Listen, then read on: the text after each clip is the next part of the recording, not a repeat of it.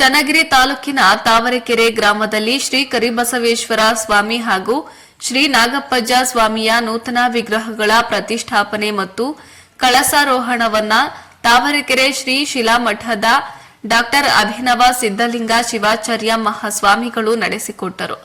ಇಂದು ನೂತನ ದೇವಾಲಯ ಉದ್ಘಾಟನೆಗೆ ಗ್ರಾಮಸ್ಥರು ಮತ್ತು ಭಕ್ತರು ಆಗಮಿಸಿ ಶ್ರೀ ಶಿಲಾಮಠದಿಂದ ಗಂಗಾ ಪೂಜೆ ಮಾಡಿ ಕುಂಭವನ್ನ ಹೊತ್ತ ಮಹಿಳೆಯರು ಮುಖ್ಯ ರಸ್ತೆಯಲ್ಲಿ ತಾವರೆಕೆರೆ ಶಿಲಾಮಠದ ಶ್ರೀಗಳು ಮತ್ತು ಗ್ರಾಮ ದೇವತೆ ಕರಿಯಮ್ಮ ಹಾಗೂ ವೀರಭದ್ರೇಶ್ವರ ಸ್ವಾಮಿ ಅಜ್ಜಯ್ಯ ಸ್ವಾಮಿಯ ಉತ್ಸವ ಮೂರ್ತಿಯ ವೀರಗಾಸೆ ಡೊಳ್ಳು ವಾದ್ಯ ಮೇಳದ ಮೆರವಣಿಗೆ ಮೂಲಕ ಕಳಸ ಮತ್ತು ಕುಂಭವನ್ನ ತೆಗೆದುಕೊಂಡು ಹೋಗಿ ಕಳಸಾರೋಹಣ ಮಾಡಿ ಕುಂಭಾಭಿಷೇಕ ನಡೆಸಲಾಯಿತು.